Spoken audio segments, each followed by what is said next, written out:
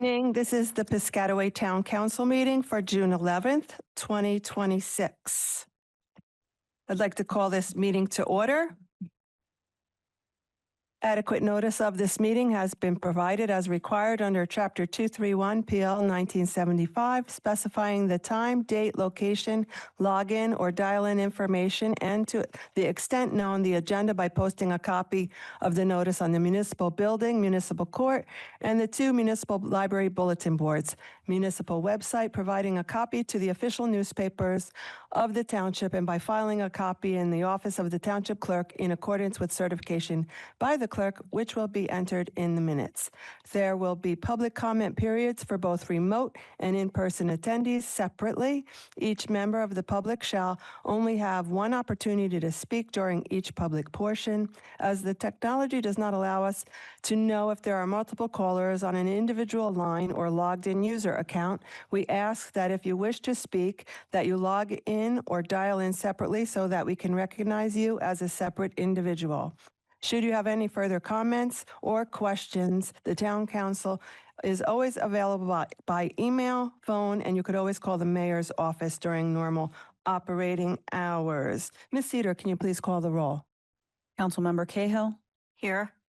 Councilmember Carmichael. Here. Councilmember Espinosa. Present. Councilmember Leibowitz. Here. Councilmember Rashid. Here. Councilmember Arden. Here. Council President Lombardi. Here, and would you please join me in the flag salute?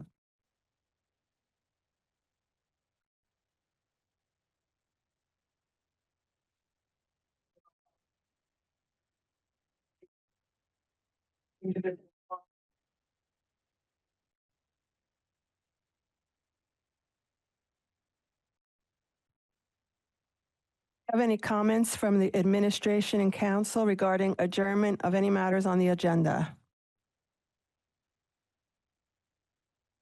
Seeing none, we'll move to number 6.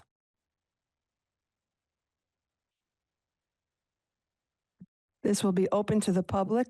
We have comments regarding items number 9, any of the consent agenda items. We will be open to the public regarding the consent agenda items only.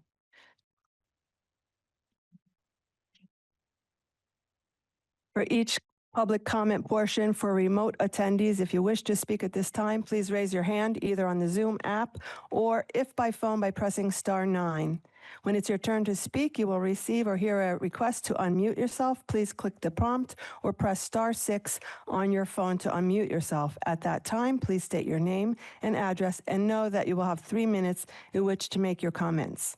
The council or administration will respond if necessary after you have completed any comments or questions. These are questions regarding the consent agenda items only. We're now open to the public for remote attendees. Council President, I'm asking the first remote attendee with their hand raised to unmute themselves. Hello. Can you hear me? Hello? Yes, we can. Okay. This is Brian Rack, 1247 Brookside Road. For item S, what is the changing with the remediation for the ecological park? Council President, the contractor that's doing the remediation found more PCBs out there, and then also an underground storage tank that was never detected.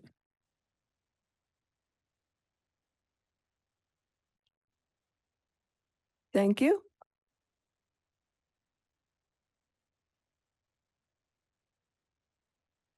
Council President, there are no other remote attendees with their hand raised regarding this agenda item. We'll now close the remote portion of the meeting. Number 7 is an ordinance second reading, amending Chapter 3, Police Regulations, Section 29, Nuisances. It will be open to the public. It's a resolution adopting ordinance. Ms. Cedar, can you please read this ordinance?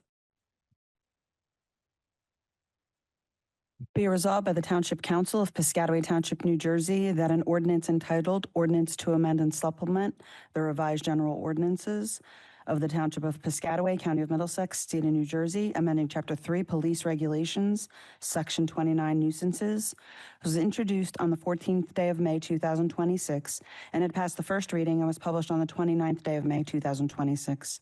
Now, therefore, be it resolved that the aforesaid ordinance, having had a second reading on June 11th, 2026, be adopted, passed, and after passage be published together with a notice of the date of passage or approval in the official newspaper. Be it further resolved that this ordinance shall be assigned number 2026-11. Thank you, Ms. Cedar. We'll now open this to the public for remote attendees. Anyone wishing to comment on number 7, please raise your hand.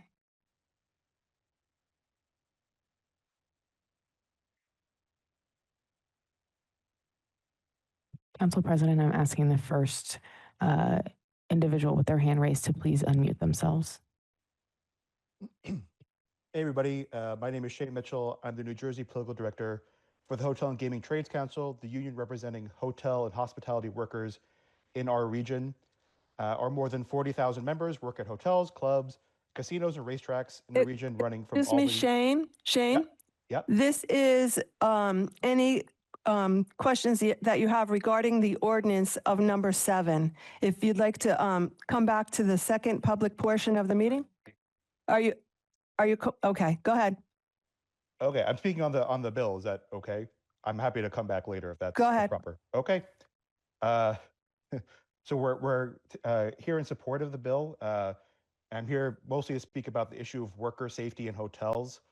I'm not sure if people are aware, but going by the latest OSHA statistics available from the Federal Bureau of Labor Statistics, I'm sad to report that hotels are in the top 20% most dangerous workplaces.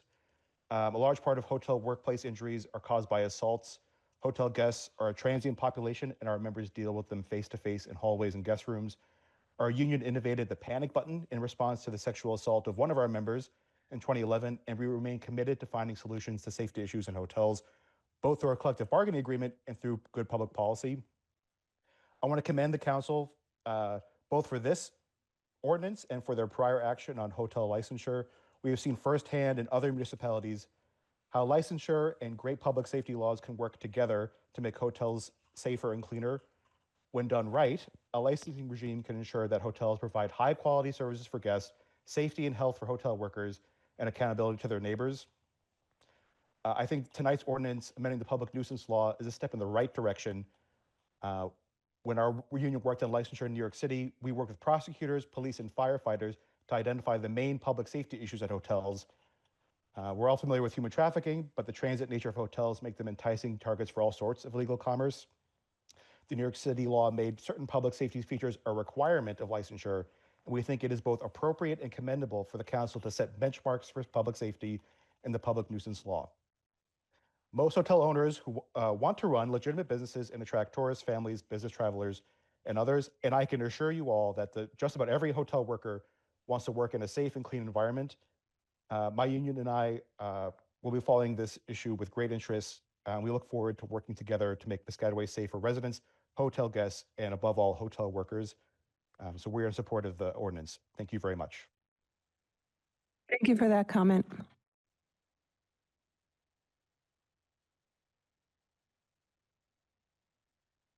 Council President, there are no other remote attendees with their hand raised regarding this agenda item.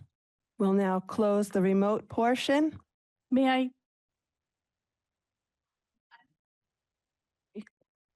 Regarding the agenda item, and I just wanted a little bit of clarification from.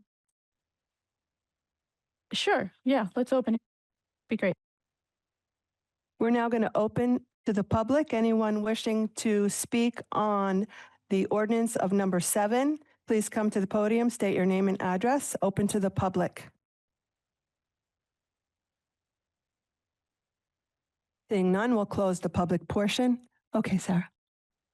All right, thank you. So what I was saying is, I had a discussion with Raj, and I just wanted a little bit more clarification if you could help.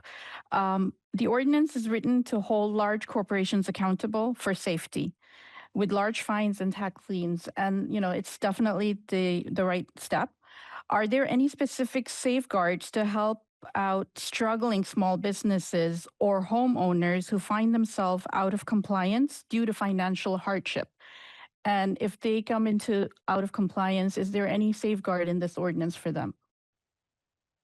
So the first thing is, and as we spoke about, this ordinance changes actually how the township is going to deal with these nuisance properties. The past ordinance that this is replacing was specifically monetary punishment based.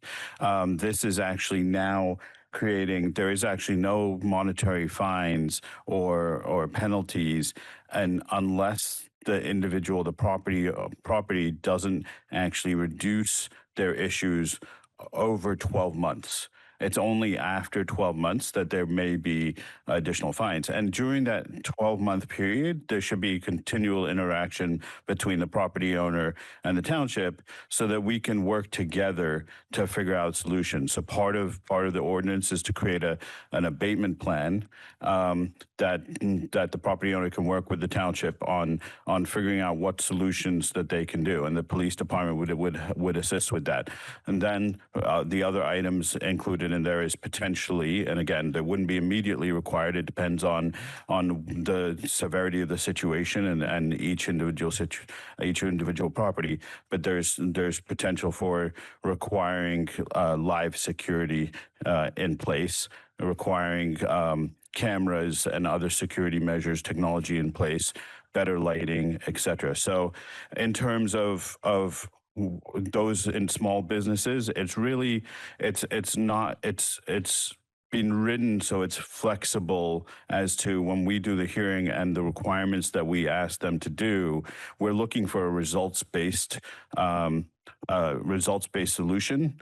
So there's not going to be a financial penalty associated with it. These are things that would improve their property, probably actually reduce their costs too, in terms of dealing with vandalism and other issues that would probably cost them money also. So I think after talking to a few attorneys and getting this reviewed by others, including our police department, we've gotten some positive comments back.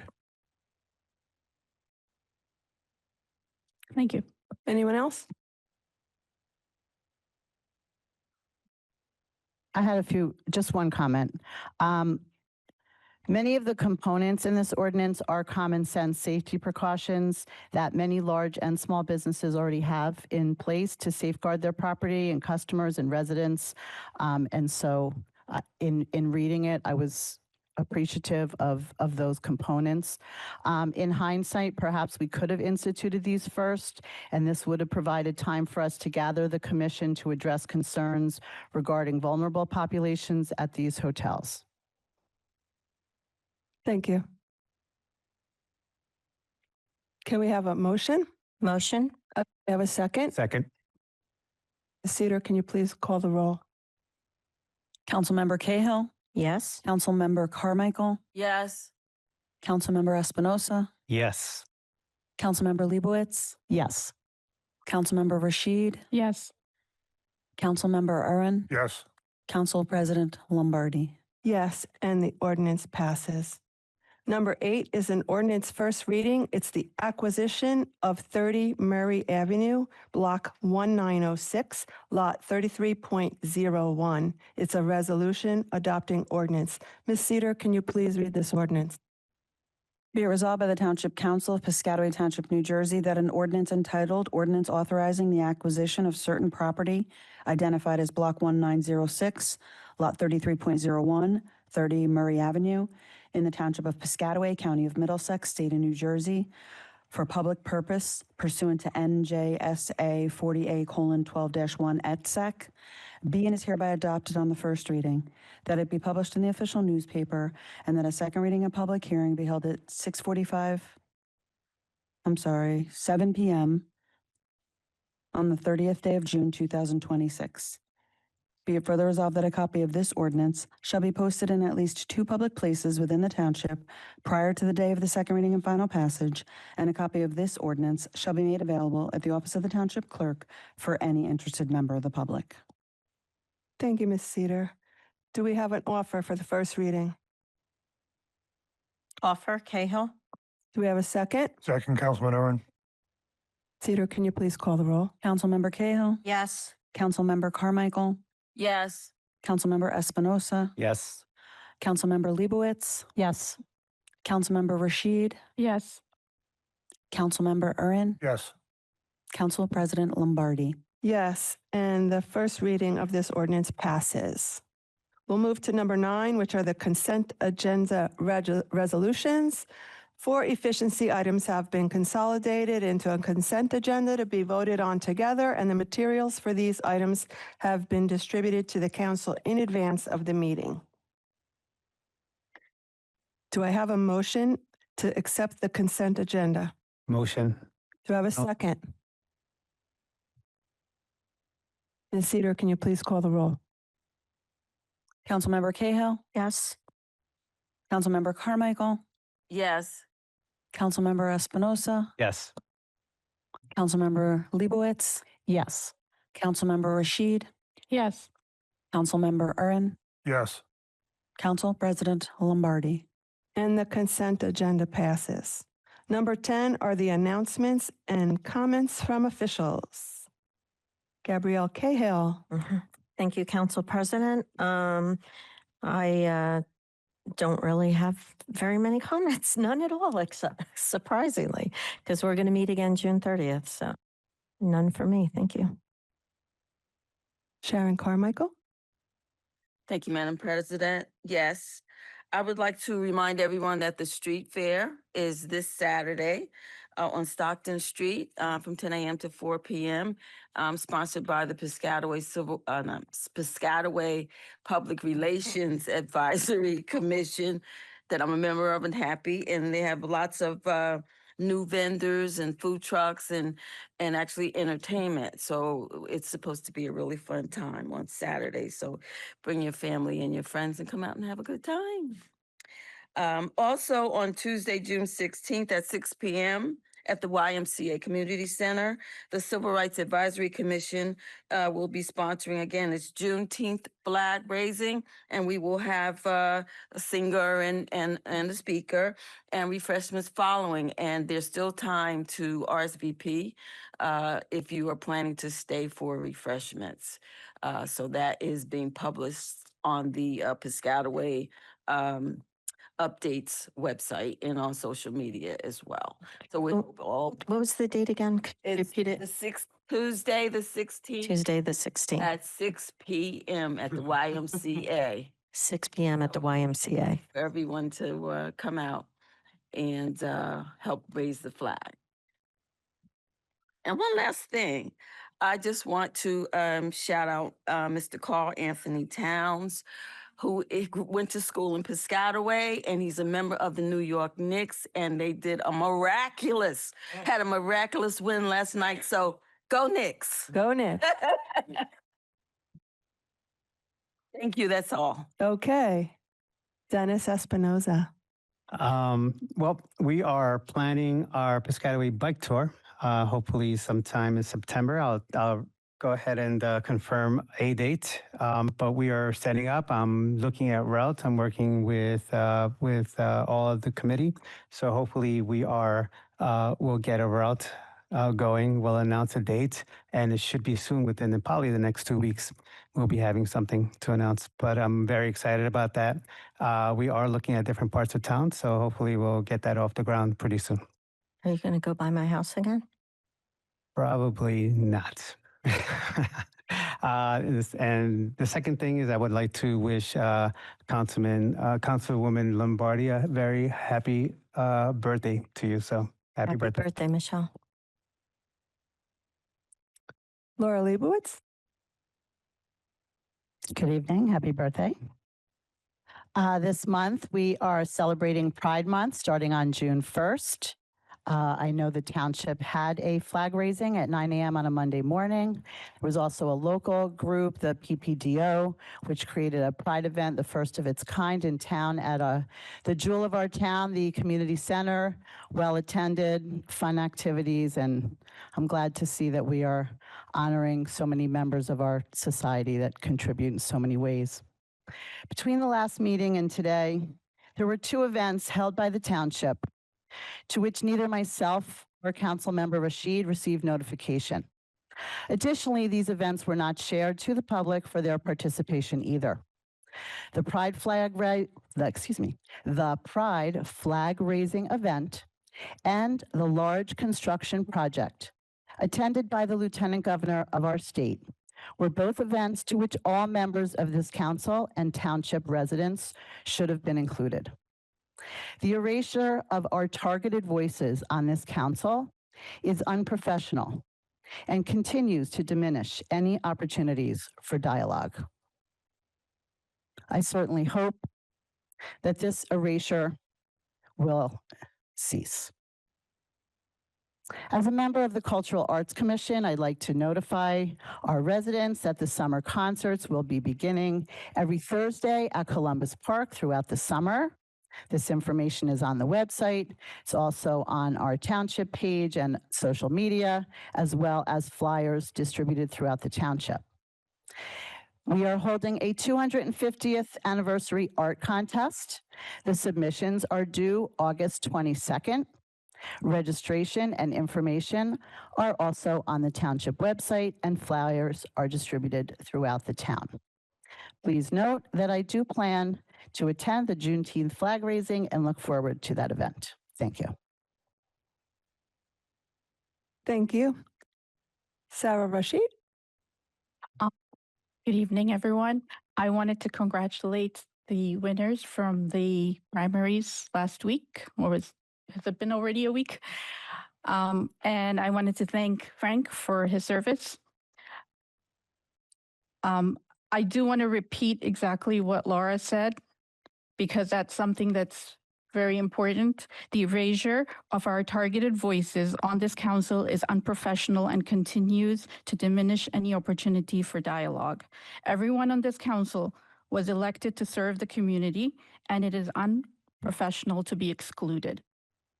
I will be supporting the Piscataway domestic violence team tomorrow for the Paint and Sip event. If you're available, please join them.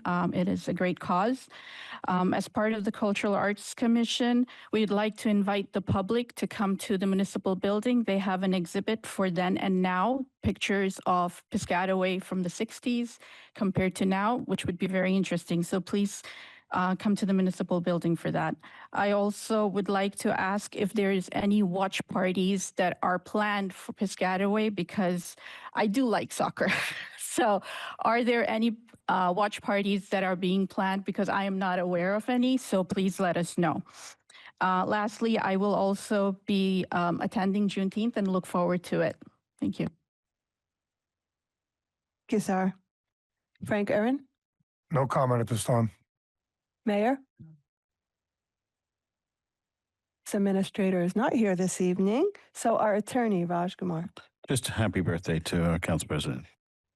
Thank you so much, Raj. Well, everybody pretty much spoke of all the events that I was going to bring up, but definitely join us at the street fair this Saturday. And we are having, again, the townwide yard sale, and we have confirmed the date. So we'll give a save the date for October 2nd and 3rd of the townwide yard sale. So start preparing your junk so that you can make some money. Thank you.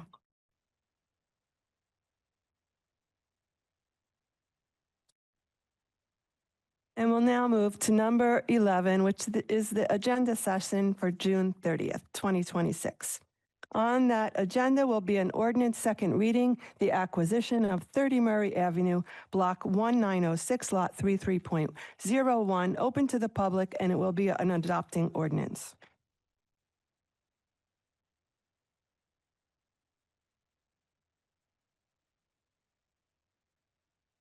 I'm sure there will be some added to that. So that will take care of that. And now for number 12, we will open to the public for our remote attendees. Anyone remotely liking to join the public portion of the meeting, please raise your hand now. Council President, I'm asking the first individual with their hand raised to unmute themselves.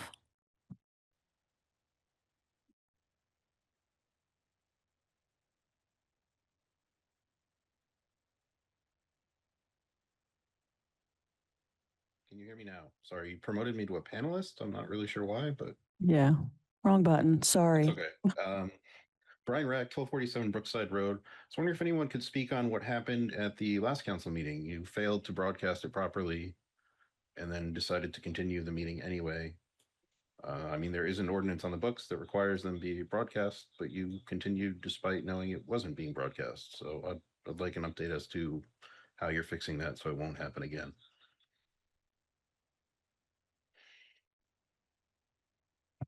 I mean, as you can see, PCTV is here, and PCTV is dealing with the issue. There was technical issues. I didn't, as has been previously stated at the past meeting, the township has to comply with its ordinances to the best of its ability. There was an IT issue. It doesn't prevent the council from actually having the meeting. We complied with Open Public Meetings Act. Thank you. Any other? Yes. Council President, I'm asking the next individual with their hand raised to unmute themselves.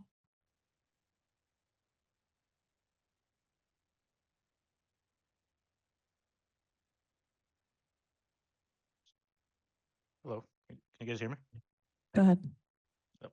So good evening, everyone. My name is Reynald Reynoso. I live in 30 Stanton Avenue, directly adjacent to the day park.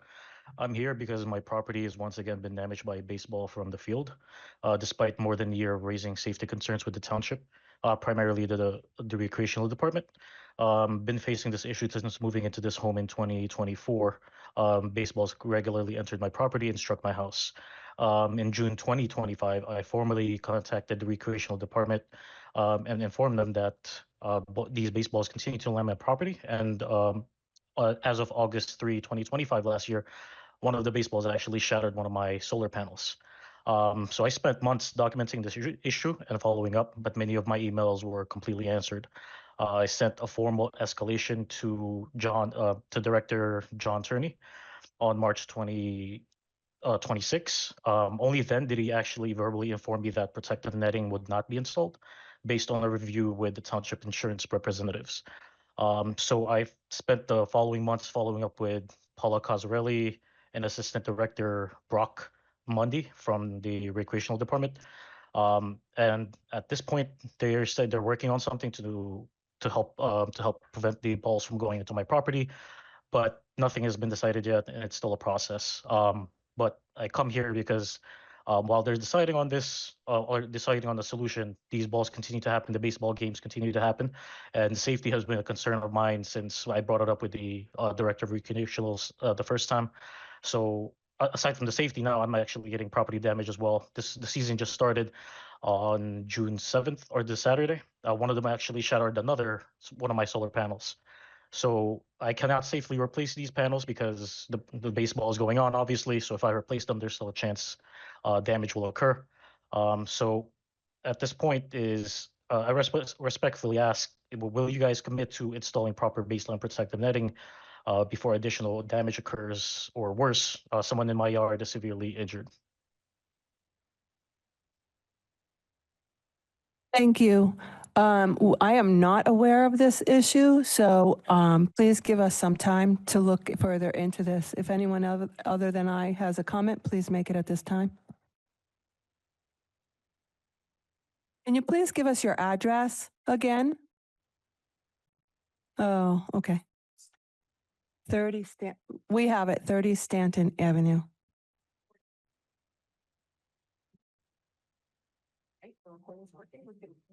Rewind if they need the address. Council President, there are no other individuals with their hand raised regarding this agenda item. The remote portion is now closed. We'll now open to the public for in-person attendees. Anyone wishing to speak, please come up at this time. Good evening, Stacy Berger, 233 Ellis Parkway. Happy birthday. Sure. I'm just curious what decision-making process you went through, Council President, when you decided to have a pride flag raising without inviting anybody else in the community besides one other person. Did not schedule it. So you just showed up? Just decided you were going to show up that day with a pride flag and raise it by yourself? I did not schedule it. We all, also the person that was invited to raise the flag is one of my best friends. That's fantastic. I'm sure my best friend would have liked to be there too. But you all decided to have a flag raising and not invite anybody else in the community besides yourself, the mayor, and your best friend, which, I mean, certainly there are some privileges to being an elected official, and including your best friend in your flag raising is lovely, but it would be much better for our community if everybody was invited to the pride flag raising. I'm just struggling to understand. Some events get marketed as Dennis Espinosa's bike rodeo. Some events get marketed as Frank Ern's evening at the ballpark, and some events don't get anybody's name on them, and some events don't get everybody invited to them. And that seems like disparate treatment. So I'm curious what the actual process is for who decides which events get whose name branded on them and whose events do not. Are you unaware of how your name shows up on an event? It's not even worthy of. I mean, it is. You don't get to decide, Mr. Mayor, whether my comments are worthy of response or not. If you have something to say to me, you surely know where to find me. Does anybody know how their name gets on an event, or y'all just show up places?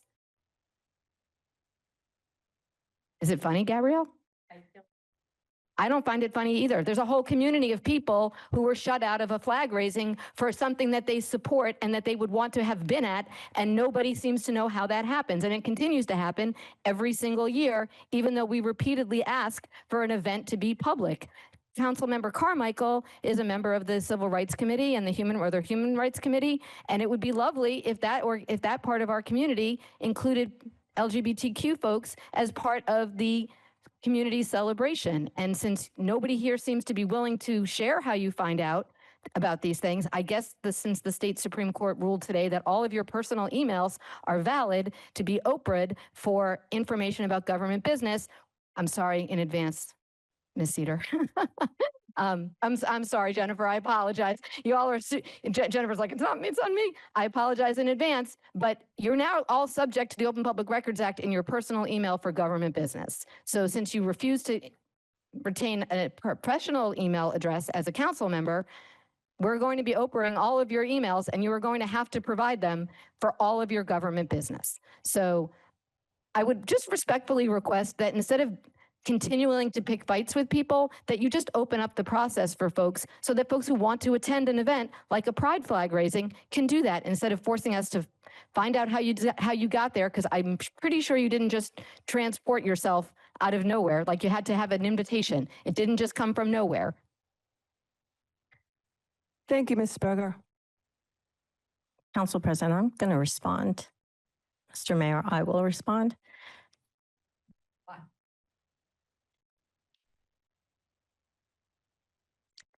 No one picks a fight here.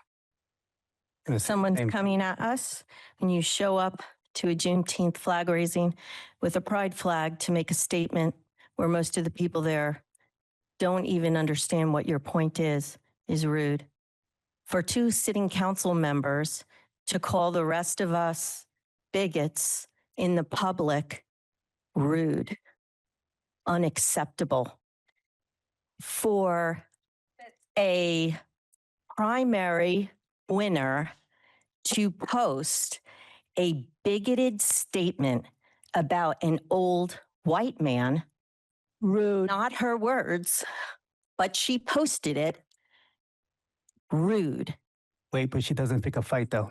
And olive branches were extended, but there isn't anything that any one of these good people here do that you even care about. Council people are watching you text into here. It's like a shadow government out there. Rude and unacceptable. I'm saying it out loud. Rude and unacceptable. The government has to run. Not everything has to be a fight. Not everything. Those are my words, and I stand by it. And I'd ask politely, Mr. Mayor, that you don't respond. Thank you. I guess now you're covering for. Thank you so much. Green, I'm very agitated, and I don't need to agitate other people. Thank you. You're agitated. You should get that checked in. Some people are more polite than others on public social medias.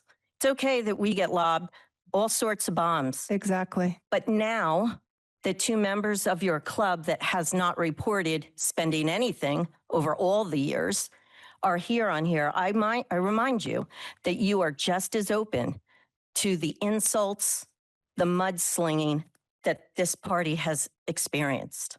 Just remember that. It's unfair. We can work together, but it can't be that everything is wrong just because the legislation came from a particular group of people. Michelle and I are very open. We've already had these conversations. I hope this doesn't even get put out to the public because it's not necessary for the public to see the ridiculousness of people just not agreeing for the sake of not agreeing. You know that this is being. Yes, Yes, I she do. does. She's quite aware. Be out in the public. You know, I'm quite Council aware. President, she's out of order. I'm quite aware. All good, decent human beings up here, every single person. And there's a way to work together. But not everything has to be a fight or a no. That's it. Thank you. Thank you. President. Thank you. And on that note, I'll ask for an adjournment. I didn't see him. Ray. Standing, waiting. Curtis Grubb, 1750 West 3rd. First of all, Ra, thank you. Appreciate that yesterday. Don't see no cookies and milk today, but appreciate above and beyond yesterday. I get a little upset when I talk about my neighbors. They was overwhelmed with what you guys did. They asked 101 questions, which were the same questions, and they just kept on and kept on. So I really appreciate it. Thank you for that meeting. This thing can get moved forward, as you know, with that one. So we appreciate it. On the other hand, now I gotta get a little ugly. I've been in Piscataway for 30, 40, I think almost 50 years. I lived on Walnut Street before I bought the house. I was on Walnut, then I went to Piscataway Royal Gardens. After that, then I bought the house on 3rd. Me and my friend Hassan was just sitting talking, and we asked each other one question. And I'm going to ask the council the same question we asked. I need anybody to tell me what has been done in the arbor section over there. And I'm going to tell you the one thing that's been done, and that's it. Oh, I'm just asking. Nothing has been done over there. We asked 101 things, but this gets done, this gets done, this gets done, this gets done. The only thing that's got done in the years I can remember is the dedication of the park. That's the only thing that's been done. You did 4th Street, you paved it. Tell me something else that was done in that arbor section. I appreciate it if you start doing what we ask. We don't ask for much. Mayor, I ask you, can we lower them barricades? The situation we had then is done. I got people want to buy stuff. Kurt, why is that up? I don't lie. I tell them what. But I asked you, lower them. If we have a problem, we can bring them back up. But they need to be lowered now. Send the street sweeper there to clean up. I asked you this. I see they're not getting done. Maybe you're not going to do it. If you're not going to do it, tell me you're not going to do it, and I'll find a way to get it done, sir. Council President, can I address Mr. Grubbs? Every street going back, with the exception of Hazelwood and Pearl and his immediate neighbor, has been reconstructed. Every street.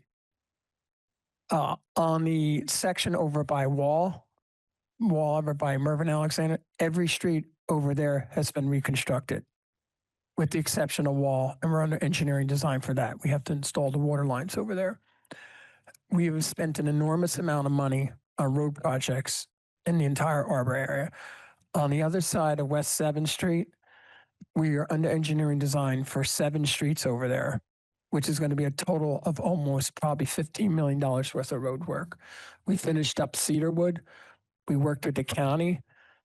Every street, we're working with the county with West 7th. Almost every street. There's still a lot that needs to be done on the other side of Spain Inn that are under engineering design. And when that comes up, we're going to move forward it. And then Cedar over on Hazelwood, which is a street where we had some of his neighbors out yesterday, that is scheduled to go next year. Probably the road is going to cost probably $2.5 million, maybe $3 million to reconstruct. So Curtis, yes, the town government has done a lot of improvements over in the Arbor area. Okay, if you say so. Other issue I had, it's not an issue. It's not a say so, it's factually correct. Okay. So I wish you would acknowledge that, I'll please. do more homework now because me and my friend has a situation we want to deal with, and I'll deal with that. The other issue I have, I just, I worry about everybody's property and stuff. On the way here, a couple of times in meetings, I want to be concerned about a piece of property that's on the corner of is it Stoughton and Old New Brunswick? In between, there's a piece of property that's owned by the city.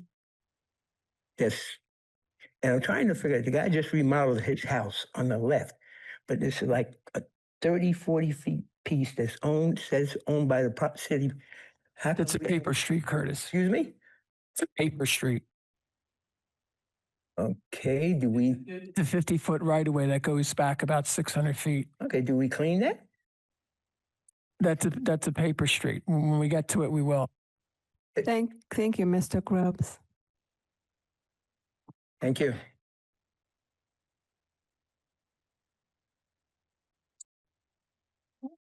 As a side note, the 2 neighbors of the township property have been illegally dumping on the township property. Okay.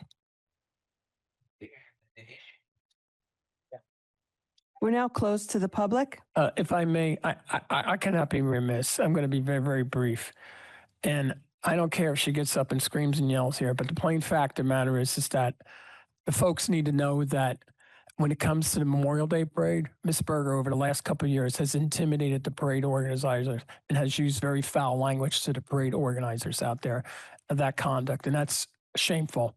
And I just want to defend the parade organizers in that respect, and I'll leave it at that.